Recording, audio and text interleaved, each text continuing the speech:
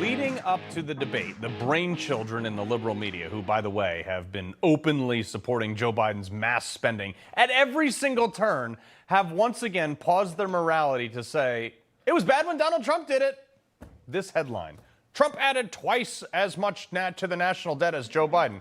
Oh, so now spending is bad. Got it, Democrats. Look, I said it during Trump's presidency. I love Trump, but that was my one knock on the guy. His spending policy, his fiscal policy was not as great as I'd like it to be, but it was also offset by economic growth. So that headline is not factually incorrect on the surface, but as usual with liberal media, not the entire story. Yes, Donald Trump added while Donald Trump was in office, they added $8 trillion to the national debt. And Joe Biden has only added $4 trillion. But may I remind you, half of Donald Trump's presidency was a Democrat-led Congress, which is where spending bills originate. I mean, the president does have to sign it, but much of which was the $4 trillion of spending because of COVID, because they shut down the economy. However misguided it was, right now we're doing hindsight.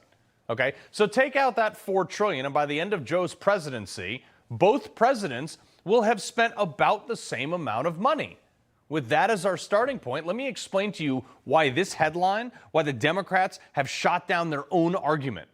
Joe Biden is going to hit him in the debate on this spending headline, and here is the single statistic that proves Republicans are better for the economy than Democrats. If the talking point that Joe Biden uses is that Donald Trump spent more money than I did, as Joe Biden would say, then why was there no inflation under Trump? Inflation hovered around 1% to 2% under Trump, despite all that spending, because Trump stimulated the economy, lowered taxes, cut government regulation, got out of the way of the private sector, drilled for oil, fixed trade deficits, and sanctioned our enemies. Joe Biden hit 9% inflation with the same amount of spending, or by that headline, with half the spending. Why? Because, as I mentioned yesterday, Joe Biden has the least amount of business experience in his cabinet, total. You cannot spend the same amount of money and not have any growth, among other things. Think about that. Trump, by this headline, spent twice as much, printed more money, much to my dismay, and had under 2% inflation because it was being offset by a colossal growth in the economy.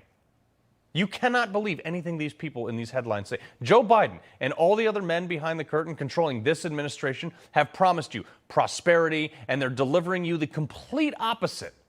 There's not one metric that Joe Biden can point to on Thursday night and say, see, I made that better. There just isn't. On the contrary, though, and the Democrats, the party of slavery, if you recall, what they don't want you to remember is history, because it's never in their favor. And a complete earthquake. This was an earthquake unlike any earthquake I've really seen since Ronald Reagan in 1980. It just came out of nowhere. Rachel, America is crying tonight. I'm not sure how much of America, but a very, very significant portion, and I mean literally crying. It's going to be a scary time for us, I believe, right now in this country. But, what can I say? I'm disappointed that things are not going the way I wanted them to go. You're awake, by the way. You're not having a terrible, terrible dream. Also, you're not dead and you haven't gone to hell. This is your life now. This is our election now. This is us. This is our country. It's real. Donald J. Trump is now president of the United States. President Obama is the ex-president. And Mr. Trump, for the moment, steps away for the inaugural address. What a great honor to be able to introduce for the first time ever anywhere the 45th.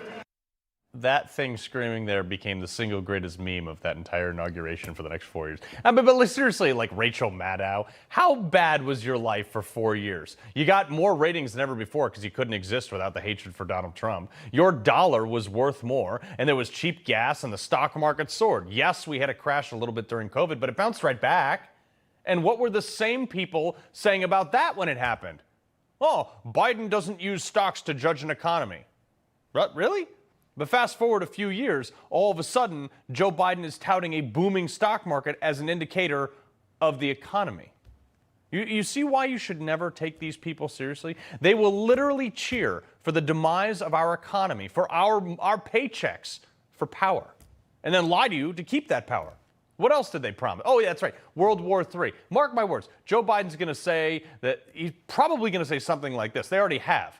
In 2016, Democrats swore up and down, you can see the headlines right there, that Trump was going to create a global war if elected. Instead, we got the Abraham Accords, which was peace in the Middle East, even after Donald Trump moved the embassy to Jerusalem. Russia, after taking the Crimean Peninsula under Barack Obama in 2014, they stopped their advance into Ukraine. They didn't want anything to do with that. They waged no further war. China backed off of Taiwan. ISIS basically retreated into a cave. And there were civil negotiations between us and the Taliban on troop withdrawals in Afghanistan. And the people who said the opposite was going to happen, once Joe Biden and his posse took the reins, Afghanistan fell, the Middle East fell apart, Putin continued his advance in Ukraine, China is now actively eyeing Taiwan, not to mention all the spy balloons that they're flying over our heads. Joe Biden abandons Israel after spending $350 million on a pier that just floated away. These are the people they said they have all the experience. They're the adults in the room. It's just so weird. It's crazy. It's almost like the big government globalist agenda just doesn't work. I wish I had another example for this. Oh, I do. Argentina, mini Trump, if you will. Javier Milei ran on slashing government. Very similar message to Donald Trump. He was going to take a machete to it. In fact, he literally did a rally with a chainsaw in his hand. And what did the big government globalists say would happen if he won? The same thing. The country's going to crash. The end of their economy. Here's a familiar one. The end of democracy. And what actually happened? What happened when Javier Milei eliminated 12 out of 21 entire departments of government in Argentina, known as ministries? What happened when he fired 5,000 government employees, when he eliminated 380,000 regulations? He opened the oil industry. He shut down gender and diversity programs. What happened? Inflation went from 25.5% the day he took office to 4.2% today.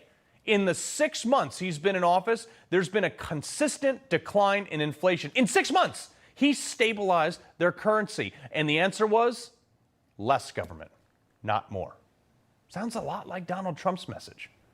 And for the first time ever in Argentina, for the first time in 30 years, Argentina today experienced a 0% increase in the inflation rates of food and drinks during the third week of June. And this debate in 48 hours is between a guy who wants less government and a guy who wants more government. There's not a single instance in the history of America, or probably just about anywhere else in the world for that matter, that can show that the government has made things better in the long run. Democrats jumped on Donald Trump when he said he's just going to eliminate the education department, not because of children, but because Democrats wanted to keep control. Since the creation of the Department of Education, a multi-hundred-billion-dollar enterprise, America has gone from number 1 in education to 25th in the world. This debate is going to be full of baseless allegations by Joe Biden, if he can even stand up for the full 90 minutes. And Donald Trump is going to be standing there not only debating Joe Biden, but also the two moderators who have a history of being wrong. And Friday, I'm going to fact check every single piece of this and make sure that these CNN moderators don't get away with the same thing that they've been saying for the past 8 years. This debate is going to be about Trump's economic results for the American people versus Democrat failures.